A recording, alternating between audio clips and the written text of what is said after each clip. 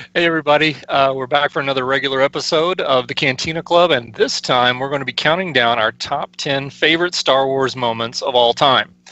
And these are moments, small moments, not big scenes or sections of film, but small moments. You'll get the idea as we go along. Most likely we're going to cut this into 2 episodes, but we're going to get started right after this. We all know around here, the solo always does shots first. Singing yup no, Yup, yup. you're singing yup no, Chucha. yup no. No. At the Cantina Club.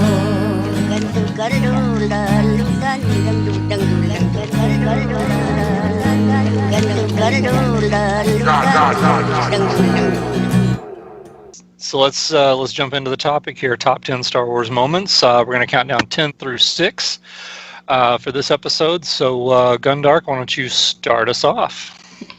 Okay, I'm going to start off. I have to take something from the prequels. Almost because I felt like obliged to do it, but then also this is just an awesome moment.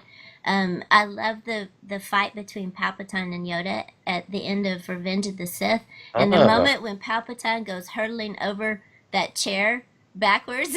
Yeah.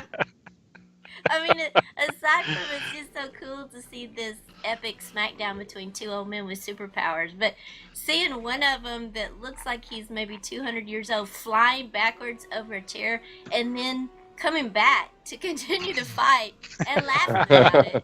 It's just his enjoyment of it throughout is what was really cool. I mean, we talked That's excellent. about that when we talked about ranking the films. That's one of my favorite things about Revenge of the Sith is Palpatine having a great time being evil. So Was that did moment. Yoda reflect his own lightning back on him there, or did Yoda did something, hit him with the Force, and it knocked him? It had a big thunder effect. I remember that, like when he, when he hit the Yoda chair. did something. I can't remember if it was Force. I don't think it was Force lightning, but it was something. But he just goes hurtling backwards, and then he's fine and totally enjoying it after that. So that was really cool. That's an interesting moment. Yeah, I like that. Oh, very good. No, that's really good. So Okay. that's my number 10 moment. All right. So, Greedo, you're number 10. Ian McDiarmid, Frank Oz. My number 10 moment is also from the prequels. Can you guess what it might be? Well, Think of all 3 prequel films and come up with a it's only moment. like 6.5 hours of footage. So you can't guess. You give up. I give up. It is the. Have you heard the tragedy of Darth Plagueis the Wise? Yeah. Yeah. So it is another Ian McDiarmid Emperor moment. That little opera scene, pretty much from the moment he says "Leave us" to all the weird creatures with the horns and stuff, to the end of that monologue. One of my favorite scenes that I find myself looking forward to when I watch that movie again. And I don't know, something about that. I've been waiting for so long in Star Wars for them to address the dark side more, and to show us some dark side training, to show us how a dark side character who's really dedicated to that philosophy thinks. Right. And that gives you just a little glimpse behind the mask of what is going through his head. He does so much with that scene, and it's become a big joke, but it's become a joke because it's so great, I think. And I love when he says ironic, he's kind of like savoring the moment. There's so many layers to his evil there, and he's also throwing out the temptation, to Anakin that's going to, and he's also creating this story. And Ian McDiarmid said George Lucas wrote that whole monologue. One of the better pieces of writing he did in the prequel, I think, really is, because it set all this intrigue in motion that is still going on today, where people are wondering if Snoke was Darth Plagueis. Is Darth Plagueis still around? And so that's my number 10 moment. I love that moment. Yeah, no, that's a really good one. It's still cool to think about. That's a scene that's just dialogue, which is pretty rare in Star Wars, where you just got this extended scene where they're talking, because usually George Lucas wants them to be involved in action somehow, and to have an extended dramatic scene of just really intense dialogue is cool. Faster and more intense. Yeah, and that whole movie, in parts of it, has this feeling of creeping dread that starts to come in that is unfamiliar to you in any other Star Wars film. It doesn't exist in any other Star Wars film, and with the help of Williams and the long drawn out scenes that they just threw in there, I think it really nails this weird, creepy feel, and the opera they're watching makes no sense to us. Like, we don't even know what we're seeing. But Palpatine evidently savors this, and the people, it's like they feel really alien in that moment, and it's very uncomfortable. And like I said, sets the stage for the rest of the film. Okay, so moving on to my number 10 moment. I'm actually going to start in the sequel trilogy. And for mine, I've got Sacrilege. From The Force Awakens. Actually, this will be my only moment from the sequel trilogy.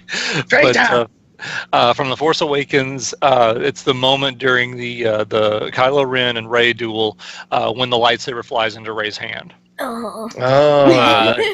That moment just never ceases to give me chills, goosebumps, whatever you want to call it, every single time I watch it, which is a lot of times now. But yeah, every time that moment gets me, there's just something about the way that was, even the angles, the way it was shot with him making it look like it's going to go into his hand, and it flies right past him and right into hers. I thought that was just amazing. Absolutely love that moment. It's a great moment, yeah. And we may end up seeing that moment again. I don't know on this list, but I always wondered though why he dodged the lightsaber. Like, he flinches away from it as it's flying past him, and why didn't he just grab it? Because it was, well, to me, I always just kind of interpret that as it's moving at such a high velocity. It's kind of like the reflex of like, whoa, that's not coming to me. That's about to hit me, you know? Yeah. It'd have been cool if she could have just turned it on. With the Force, just turned it on as it's flying right past his head. Take his head off as it goes. Right. I wouldn't have to deal with any of this rest of the sequels. That's a good moment. You have anything to add there, Gundark, on that? Or I think I'm going to back around to it later? Yeah, we're going to go back around to that one. All right, so speaking of that, I think you're up again. Okay. That was all of our number 10s, by the way. All right. We're moving on to number 9 now. And my number 9, I wanted to be higher in the list, but I really don't know where to place it. But it's got to be on my top 10 list, and I have a feeling that it's going to be on everyone else's too. Is Vader's walk down the corridor. Amazing. Rogue One. Yeah. I mean, I almost left that one off altogether because I had so many choices, especially from A New Hope, thinking about the first time seeing Star Wars, the first Star Wars film when it was just Star Wars. And I thought, well, I got to think more about the new standalone films. And so I can't get away from Vader's walk, just almost redefining the character for me, bringing back the badass nature of the character. You knew he had that in him all along, but you never had the opportunity to see that in the original trilogy. The closest you got to anything like that was the fight with Luke. He obviously had to hold himself back because he's not wanting to kill Luke, but when he just doesn't care about who he's going to kill and he has the saber out, it's just like, everything about that scene is awesome, and it's made even more awesome by the fact that it was kind of a last-minute decision on the part of the filmmakers to just throw that in. So yeah, I agree. It's so well done. Every moment of that is so well done. Yeah. The fact that was tacked on, they did such an excellent job with that. The look and feel of it, the guy playing Vader in that scene did a brilliant job. The way he wields the saber. A lot of people complain that he was too spry for what we see in the original trilogy. I disagree. I think disagree it was completely. Yeah. I think that's just Vader unleashing when he's feeling good in that moment. And when he faced Obi-Wan in Episode 4, I think he was cautious because he knew Obi-Wan was full of tricks and knew stuff about the Force that he didn't, and he was going to handle him with extreme caution. He didn't trust what he was seeing. Your eyes can deceive you, don't trust them. So he was reserved. I mean, that's one way you can look at it. Also, I want to say I think Vader sort of redeemed the whole Jedi in that corridor walk, because the Jedi kind of went down easy in Order 66 to a bunch of guys with blasters, and you didn't get to see them. I kind of go back to Kurosawa. That's very much like that moment in Yojimbo where the main character is unleashed in that room. He puts the bar on the door, and there's like 30 regular soldiers in that room, and he kills every single one of them. And they have no chance. They have no chance whatsoever. Even though they... Yeah, and it's so convincing. It's so convincing and so well done, and that's exactly what it would be like, So Absolutely, in a way that elevates the Jedi back to where we expected them to go down fighting like that, and didn't see it. Yeah. Little Great that, choice. That was my number 9. Okay, my number 9's from Rogue One, and it is the Star Destroyer collision. And yes. yeah, it's really only a few seconds, so you can call it a moment or whatever. You pick any moment from that you want, but that is so beautifully done. And every time I watch it, the details in there are incredible because with CGI, it's so easy to blur everything, to make it faster. That happens almost in slow motion, so you get the feeling of these huge ships colliding, and you can see the details of all the pieces flying off that Star Destroyer when it's basically decapitated. Every time they cut back to the ships, you see more and more detail in there. They put so much incredible work into that, and the feeling on the screen when you see it in the theater is just incredible. No matter how all the sequel stuff turns out and the Disney stuff turns out, it was all worth it for that moment for me.